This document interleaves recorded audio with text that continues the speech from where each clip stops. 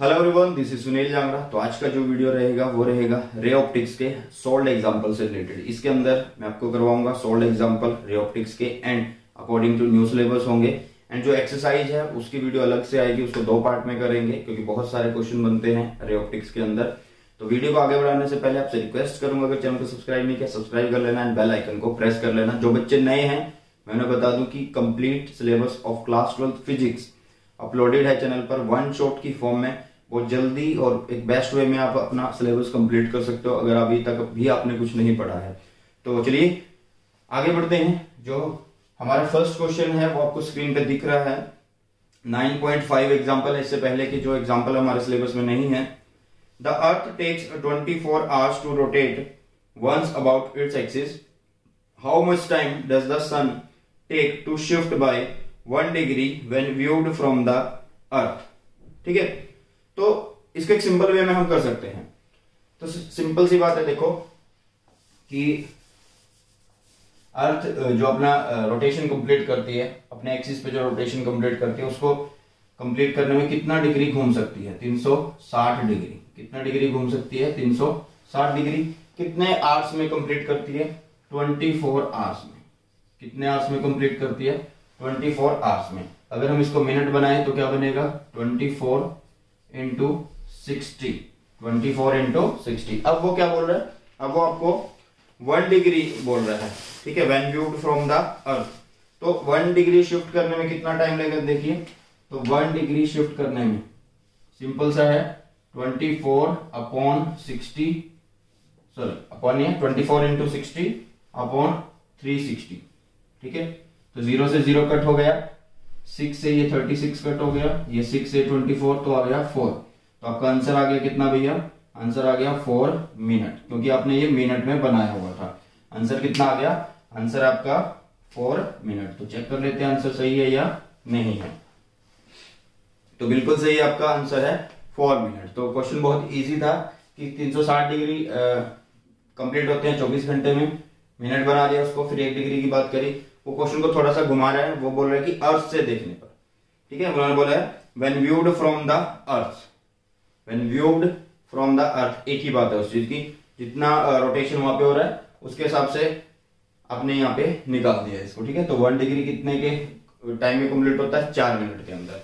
तो next question की तरफ मूव करते हैं। एंड नेक्स्ट क्वेश्चन जो है वो आपका ये रहा आपकी स्क्रीन पर। देखिए, अब बोला जा रहा है light from A point source in air falls on A spherical glass surface, जिसका रिफ्रैक्टिव इंडेक्स आपको दिया हुआ है। रिफ्रैक्टिव इंडेक्स दिया हुआ है, ठीक है, एंड रेडियस ऑफ कर्वेचर दिया हुआ है। The distance of the light shots from the glass surface is 100 centimetre. At what position the image is form. सबसे पहले हम यहाँ पे कौन सा जो है स्फेरिकल सरफेस यूज करेंगे? हम यहाँ पे यूज करेंगे कन्वेक्स, क्योंकि कन्वेक्स से ही रियल इमेज बनती है ना। ठीक है, तो हम यहाँ यूज कर रहे हैं क्या? कन्वेक्स। Convex spherical surface. तो कन्वेक्स स्फेरिकल सरफेस के लिए फॉर्मूला क्या होता था? आपको पता होना चाहिए। क्या होता था?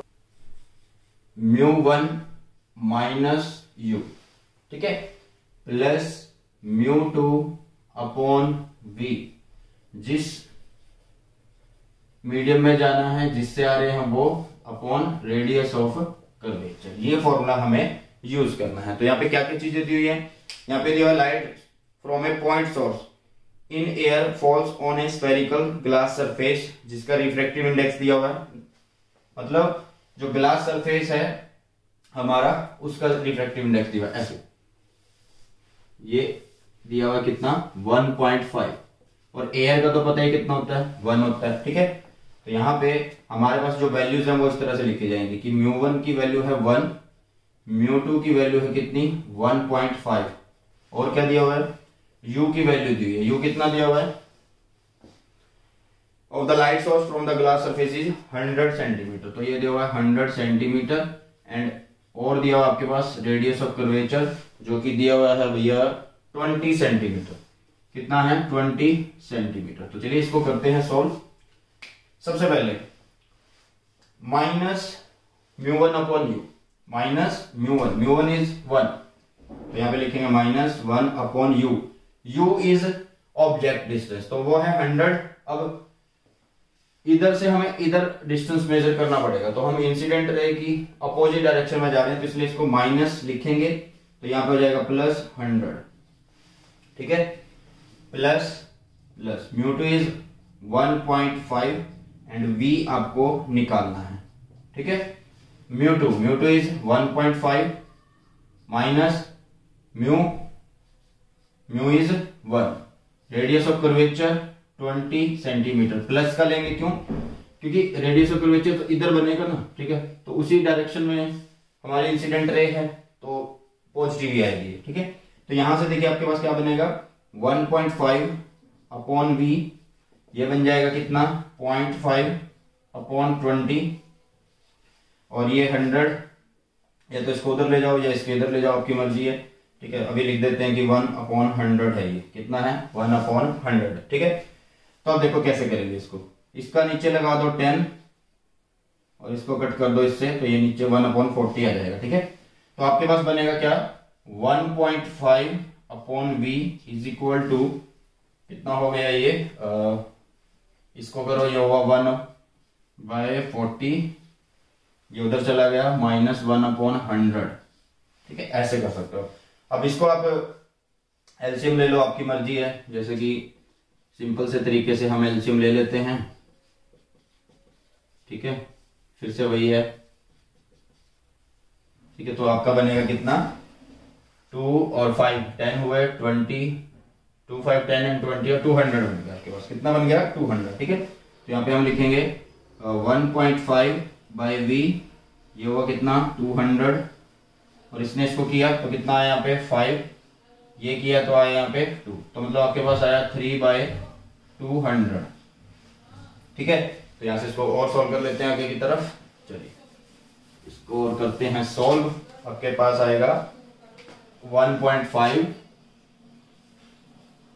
बाई v 3/200, ये 1.5 यहां चला गया, तो यहां से उड़ गया ये 1.5, और इस 1.5 का 10 हमने यहाँ पे लगा दिया, ठीक है, इस तरह से, ठीक है। तो आपके पास ये 10 से ये कट गया, 3 से ये 5 कट गया, आपके पास आया 1/v इज इक्वल टू 1/100, तो v की वैल्यू कितनी आ गई आपके पास 100 सेंटीमीटर आ गई, कितनी आई 100 सेंटीमीटर आई, ठीक है जी। तो आंसर आपका 100 सेंटीमीटर, क्लियर हुआ।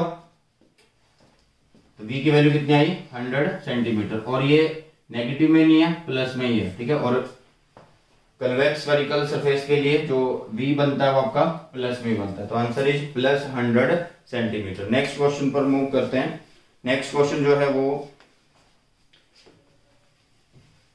दिख रहा है आपको स्क्रीन पर। A magician during a show makes a glass lens with n is equal to 1.47, ये रिफ्रैक्टिव इंडेक्स दिया हुआ है, disappear in a trough of liquid, what is the refractive index of the liquid, ये चीज। चलिए इसको करते हैं बड़े अच्छे तरीके से।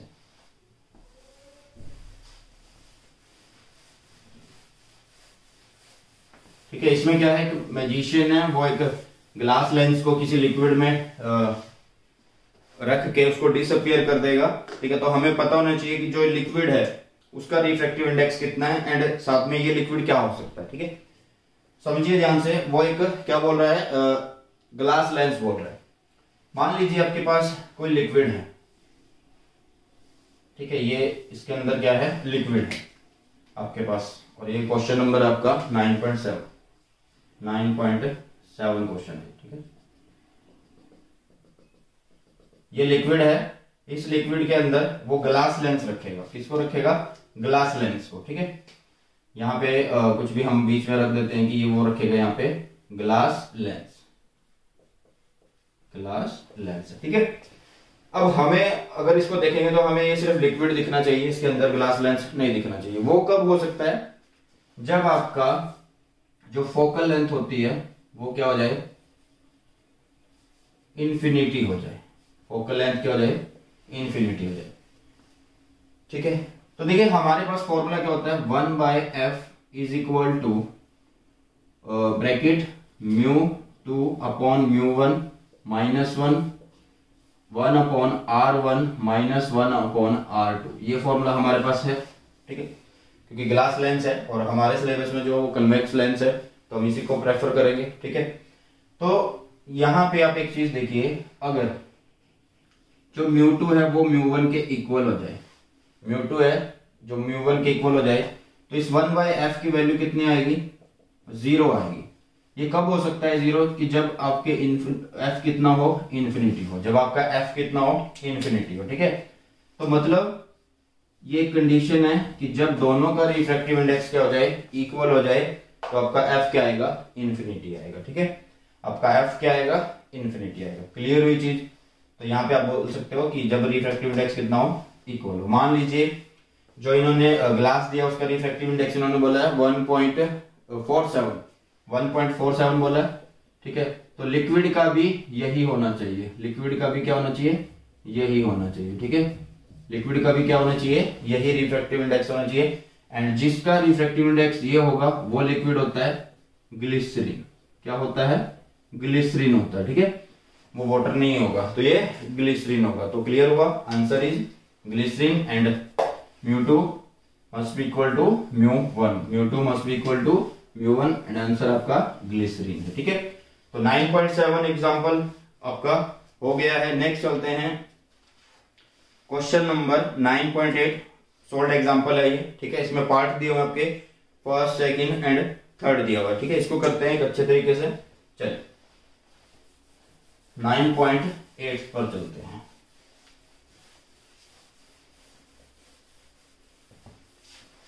देखिए, तो 9.8 एग्जाम्पल नंबर 9.8 में आपको क्या बोला गया है,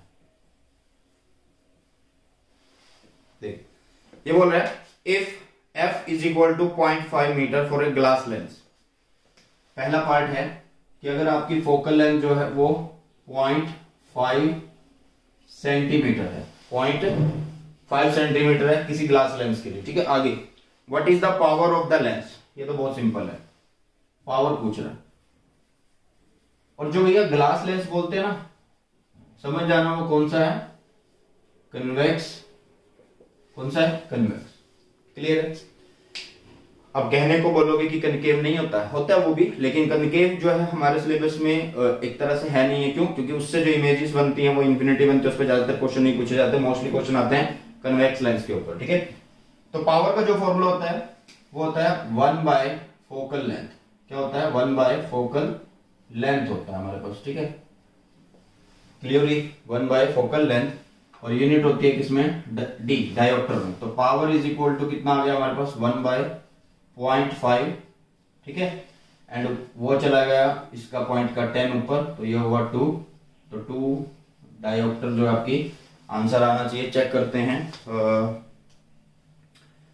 2 डायोप्टर। ठीक है, एंड ये जो सेंटीमीटर दिया हुआ था गलत है, ये मीटर दिया हुआ है एग्जाम्पल के अंदर, तो ये मिस्टेक हुई है एक लिखने में कि 0.5 मीटर था ये। ठीक है, तो यहाँ पे आपके पास कितना आ गया, 2 डायोप्टर आ गया, ये पावर है। अब सेकंड पार्ट की बात करते हैं। सेकंड पार्ट में ये क्या पूछ रहा है आपसे,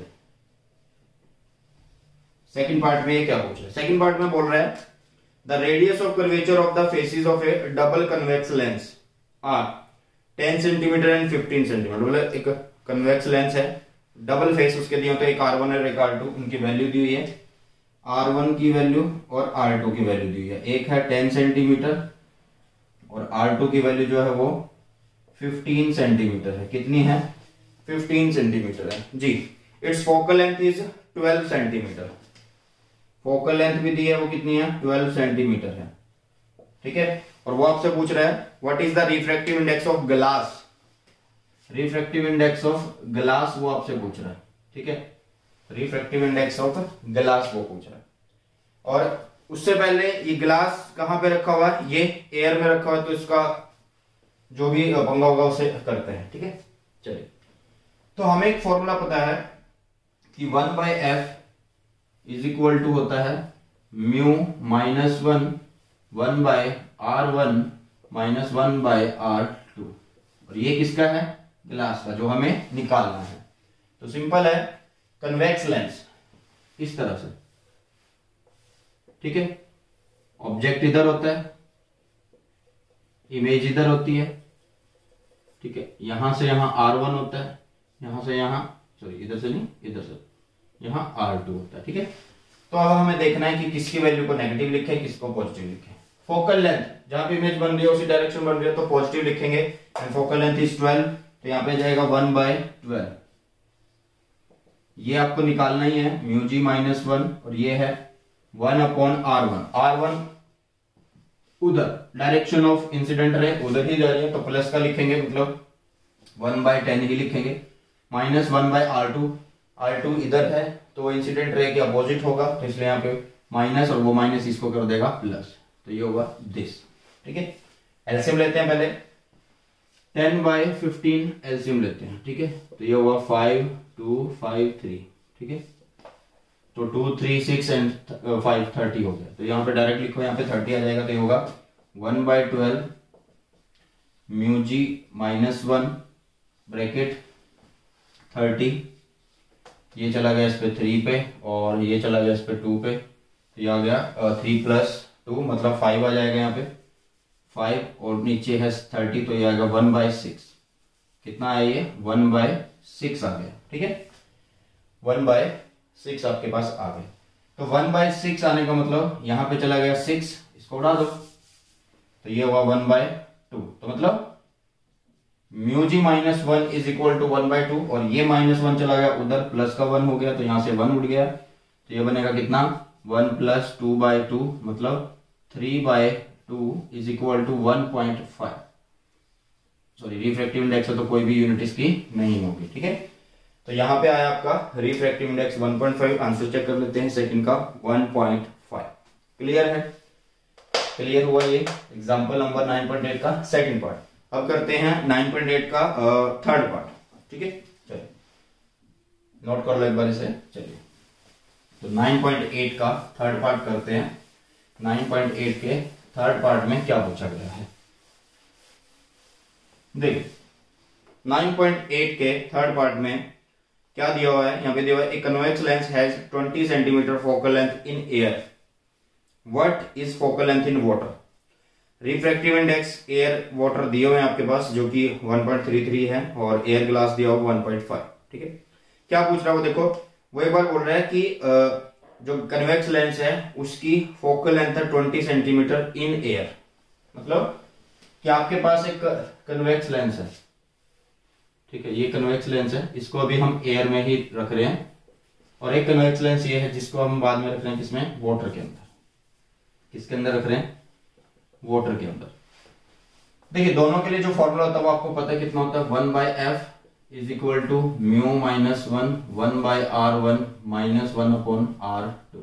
ठीक है, ये चीज होती है। तो वो एक बार में क्या बोल रहा है कि जब एयर में रखा है तो फोकल लेंथ कितनी है 20, तो क्या क्या लिखूं मैं, इसको लिखूंगा 1/20 is equal to refractive index किसका, अभी ये म्यू -1 बोल रहा है, इस म्यू -1 को कैसे लिख सकते हैं, इसको हम लिख सकते हैं कि ग्लास अपॉन एयर, ऐसे ही लिखेंगे -1 ऐसे। ठीक है, 1/R1 -1/R2।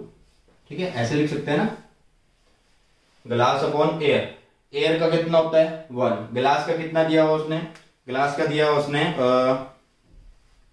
1.5, ग्लास का कितना दिया हुआ है 1.5 दिया हुआ। ठीक है, तो एयर का हुआ 1, ग्लास का उसने दिया कितना 1.5, तो कितना आ जाएगा यहाँ पे, ये वैल्यू कितनी आएगी, देखिए 1/20, इसको यहाँ पे रख दो, तो mu G minus mu A हो गया, तो mu G minus mu A 1.5 - 1 तो 0.5, नीचे 1 ही रहेगा तो कोई फर्क नहीं पड़ेगा, नीचे 1 ही रहेगा तो कोई फर्क नहीं पड़ेगा, 1/R1 -1/R2। ये हुआ आपका फर्स्ट रिलेशन। ये क्या हुआ आपका फर्स्ट रिलेशन हुआ, ये वाला पोर्शन, ये इतना जो है आपका फर्स्ट रिलेशन हुआ। ठीक है, अब वो सेकंड बोल रहा है, सेकंड में फिर से वही कि अब सेकंड के लिए उसने बोला है कि फोकल लेंथ निकालिए। अब सेकंड के लिए आपको फोकल लेंथ निकालनी है, अब उसने वाटर में रख दिया है, तो वाटर का रिफ्रैक्टिव इंडेक्स रखेंगे। ठीक है, किस में रख दिया उसने, अब वाटर में रख दिया। तो देखिए अब कैसे करना है इसको, 1/f आपको निकालना है 1/f। ठीक है, म्यू को कैसे लिखना है, म्यू जी अपॉन वाटर आएगा, तो म्यू जी इज 1.5। ठीक है, अपॉन 1.33, -1 ऐसे इसके अकॉर्डिंग जैसे यहां पे लिखा था, और बाकी वही 1/r1 - 1/r2। ठीक है, तो 1/f, यहां से इसको यहां पे लिखो तो कितना आएगा, यह आएगा 1.5 - 1.33। जो नीचे 1.33 है इसको यहां पे लिख दो, तो ये 1.33 हुआ, और यहां पे हो गया क्या, 1/r1 - 1/r2। ठीक है, तो आपके पास दो रिलेशन आ गया है क्या, एक तो बना 1.33/f is equal to 1.5 - 1.33 1/r1 - 1/r2। ये हुई आपकी सेकंड इक्वेशन। ये क्या होगी, आपकी सेकंड इक्वेशन हो गई है। अब फर्स्ट इक्वेशन और सेकंड इक्वेशन को कंबाइन करो, जिसकी वैल्यू को पुट करना चाहते हो करो, और आपके पास आपका आंसर आ जाएगा। और कुछ खास इसमें नहीं करना, एंड आंसर जो है वो आपका है 78.2। जो फोकल लेंथ आएगी वो प्लस की आएगी, और 78.2 सेंटीमीटर आएगी। कितनी आएगी, 78.2 सेंटीमीटर। 78.2 सेंटीमीटर। क्लियर है। तो 9.8 एग्जाम्पल का थर्ड पार्ट भी हमने अच्छे तरीके से कर लिया। तो आज के जितने क्वेश्चन थे वो हमने कर लिए। अब नेक्स्ट क्वेश्चन पे चलते हैं। नेक्स्ट क्वेश्चन जो है वो आपका जी, ये अकॉर्डिंग टू न्यू सिलेबस हमारा लास्ट क्वेश्चन है। यहाँ आपके पास कुछ डायग्राम दिया हुआ है, उसके ऊपर लिखा हुआ है जैसे कन्वेक्स लेंस है, डबल कन्वेक्स लेंस, उसके ऊपर +10 लिखा हुआ है तो उसकी फोकल लेंथ है। फिर कनकेव दिया हुआ है तो उसकी -10 है। फिर से कन्वेक्स लेंस दिया हुआ है, फिर उसके ऊपर +30 लिखा है तो वो उसकी फोकल लेंथ है थर्ड लेंस की। ठीक है, तो चलते हैं 9.9 एग्जाम्पल की तरफ। ये क्लियर हुआ, चलिए इसको नोट कर लो। चलिए अब कैसे करना है नेक्स्ट।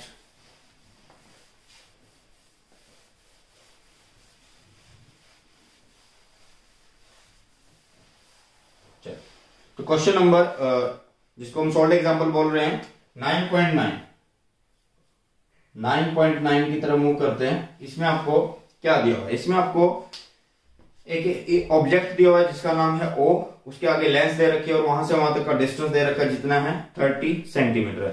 ठीक है, तो ये बोल क्या रहा है, ये बोल रहा है find the position of the image form by the lens combination. मतलब इन द एंड जो इमेज बन रही है वो कहां पे बन रही है। तो इसका मतलब पहले हम एक फर्स्ट लेंस की बात करेंगे, फिर सेकंड की बात करेंगे और फिर थर्ड की बात करेंगे। चलिए तो पहले यहाँ पे सबसे पहले हमारे पास क्या दिया हुआ है, सबसे पहले हमारे पास दिया हुआ है U जो कि है 30 सेंटीमीटर।